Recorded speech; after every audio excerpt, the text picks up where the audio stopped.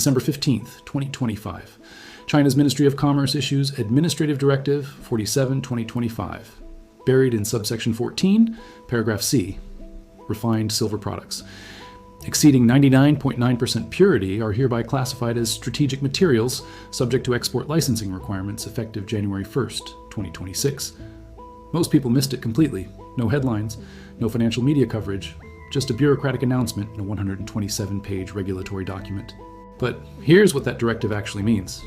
China, which controls approximately 18% of global refined silver production and processes an estimated 35% of the world's silver through its refineries, just erected barriers around one of the most critical industrial metals on the planet. This isn't a trade dispute. This isn't a tariff negotiation.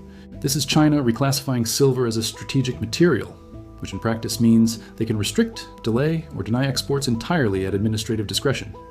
And when the country that refines 1/3 of the world's silver decides that silver stays in China, the implications cascade through every supply chain that depends on this metal. Solar panels, electronics, medical devices, defense systems, EVs, every industry that requires silver is about to face a supply crisis that most companies haven't even begun to prepare for. Let me show you exactly what's happening, why this changes everything, and what it means for the global silver market over the next 12 to 24 months. The scale of China's silver control. First, understand the numbers. According to the Silver Institute's 2024 report, global silver mine production sits at approximately 830 million ounces annually. China produces around 150 million ounces from its own mines, roughly 18% of global output. But mine production is only part of the story. Refining is where China's real control exists. Mexico might mine more silver than China, but that ore goes to refineries. And Chinese refineries process an estimated 290 million ounces of silver annually, about 35% of global refined production. This includes both domestically mined silver and imported concentrate from countries like Peru, Mexico, Australia, and Chile. Chinese refineries have become the processing hub for the global silver supply chain because they offer competitive pricing, fast turnaround, and fewer environmental restrictions than refineries in developed nations. Now, here's what the export licensing requirement changes. Before Directive 47/2025, refined silver flowed out of China based on market demand. Refineries processed silver, sold it to whoever paid market price, and shipped it globally. After January 1st, 2026, every shipment of refined silver leaving China requires government approval. The licensing process involves submitting applications to the Ministry of Commerce, justifying end use, providing buyer verification, and waiting for administrative review. Processing times aren't specified. Denial criteria aren't disclosed. Appeal mechanisms aren't established. It's deliberately opaque, which is the point. China doesn't need to ban exports outright. They just need to make exports administratively burdensome enough that refined silver preferentially stays domestic. And the timing isn't coincidental. Let me show you what else is happening inside China right now. China's domestic silver demand explosion. China's National Development and Reform Commission published their 2025-2030 Strategic Materials Assessment in November 2025. The report, available in Mandarin through official channels, projects domestic silver consumption increasing from approximately 210 million ounces in 2024 to 340 million ounces by 2030. That's a 62% increase in 5 years. Why? Solar manufacturing. China dominates global solar panel production, controlling an estimated 85% of the polysilicon market and 75% of finished panel manufacturing. Every solar panel requires silver paste for conductivity. Industry estimates suggest approximately 20 grams of silver per panel for current generation technology. China's domestic solar installation targets call for 500 gigawatts of new capacity by 2030. That requires roughly 180 million solar panels. And at 20 grams per panel, that's 3,600 metric tons of silver, approximately 115 million ounces, consumed domestically for solar alone. But it's not just solar. Electric vehicle production in China hit 9.5 million units in 2024, according to the China Association of Automobile Manufacturers.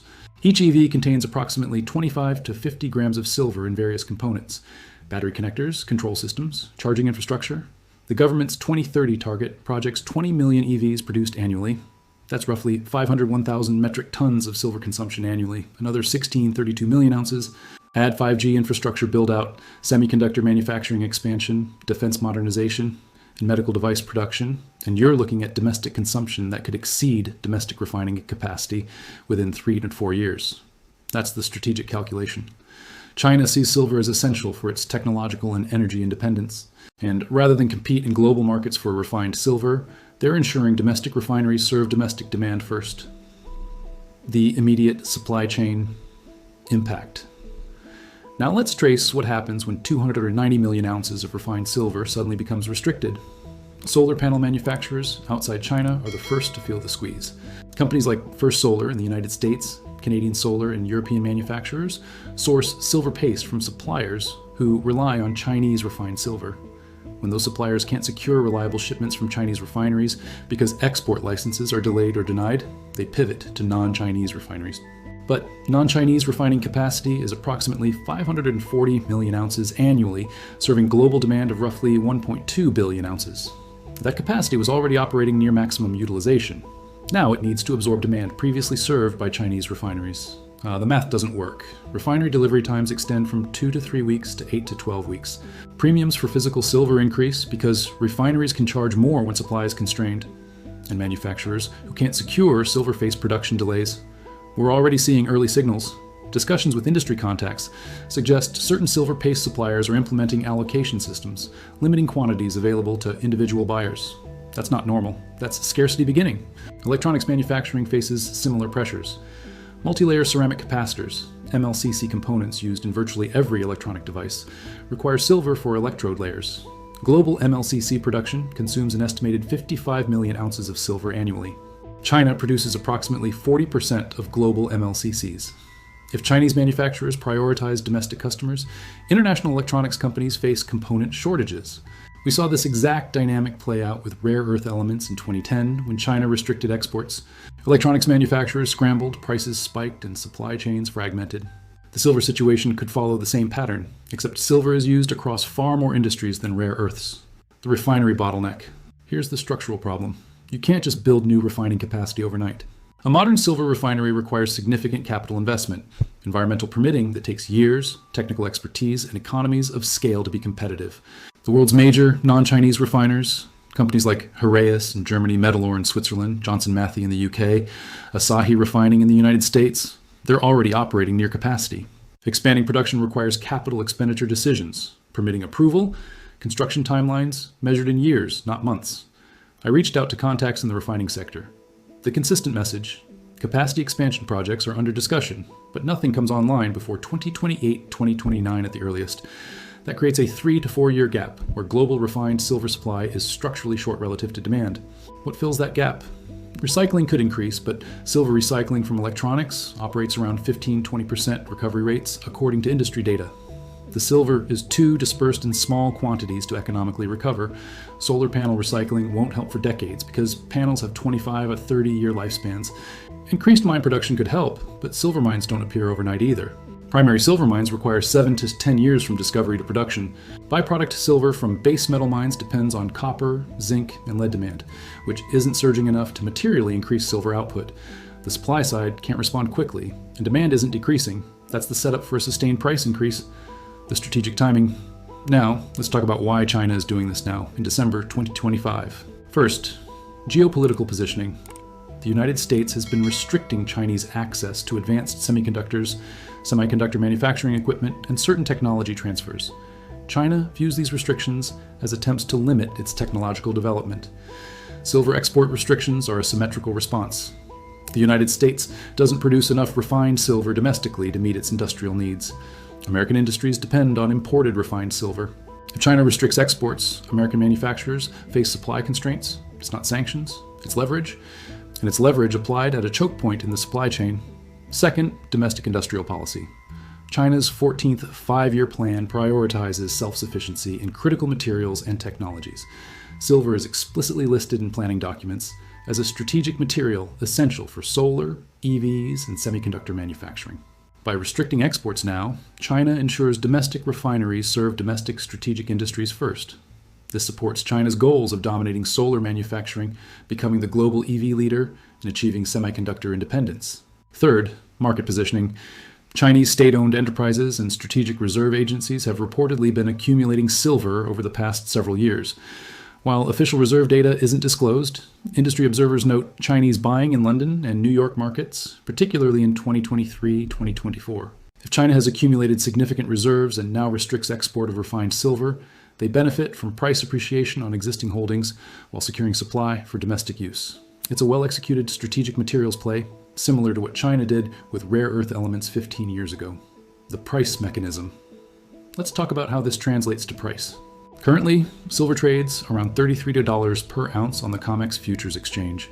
That's the paper price, the price for contracts promising future delivery.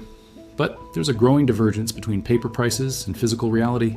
Premiums for physical silver, the additional cost above spot price to get actual metal delivered, have been increasing.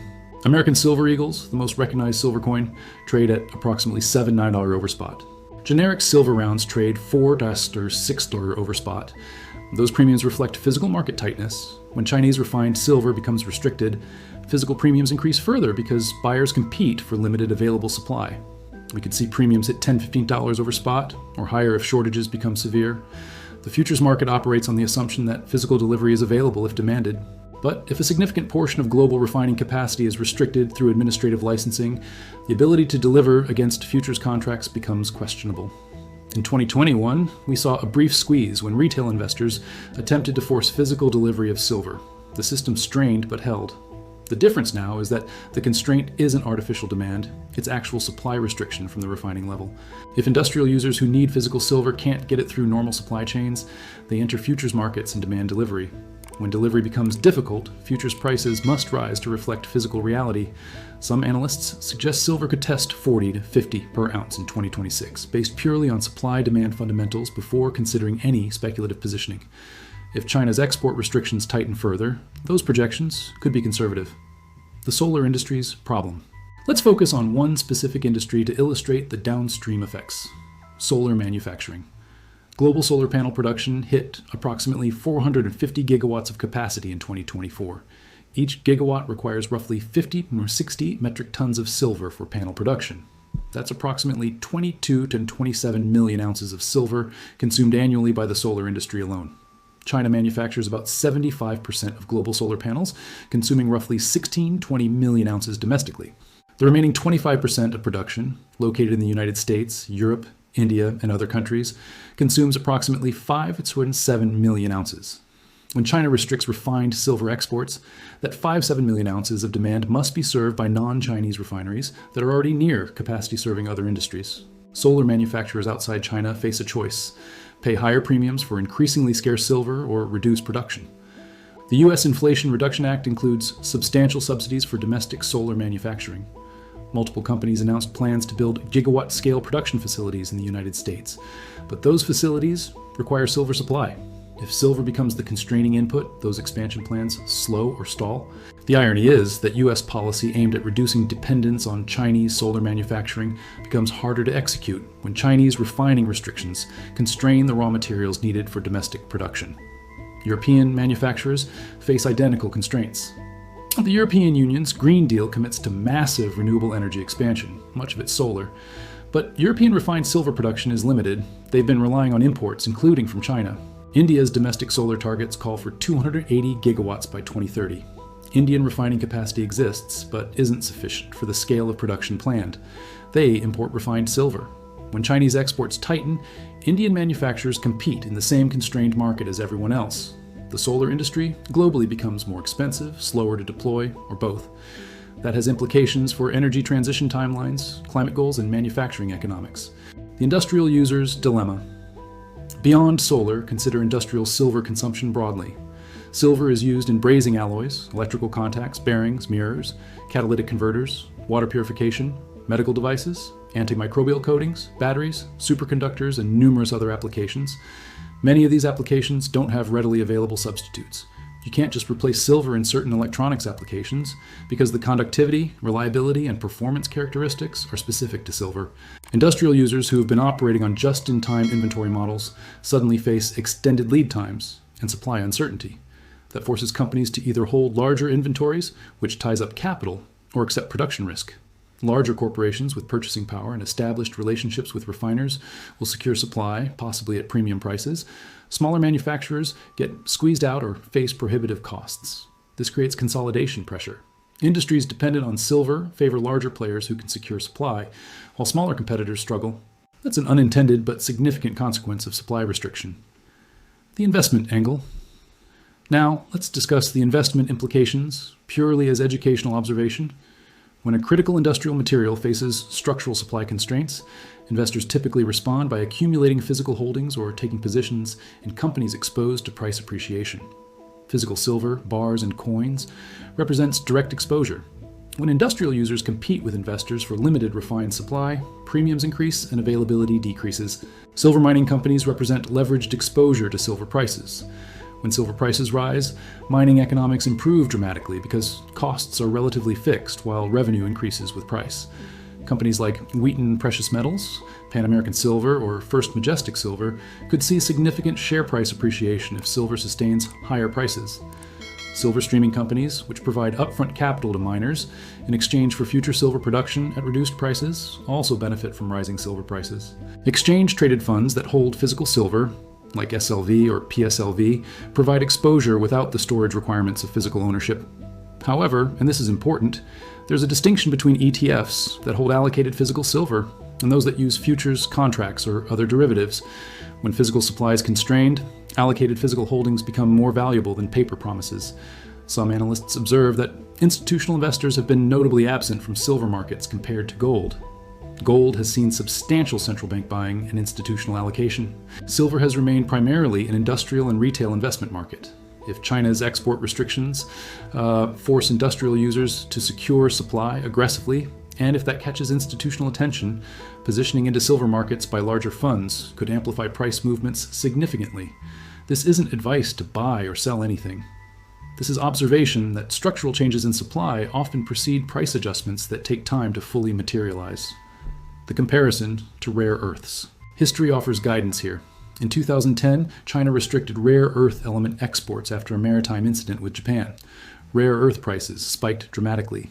Neodymium, used in permanent magnets, went from around $50 per kilogram to over $500 per kilogram in months.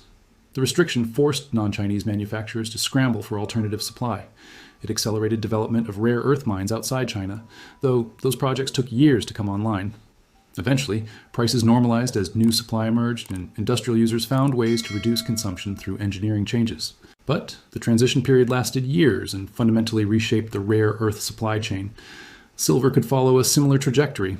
Initial shock and price spike as markets recognized the supply constraint. Then a multi-year period of supply chain adjustment as new refining capacity is built, alternative sources are developed, and industrial processes are optimized to reduce silver content where possible.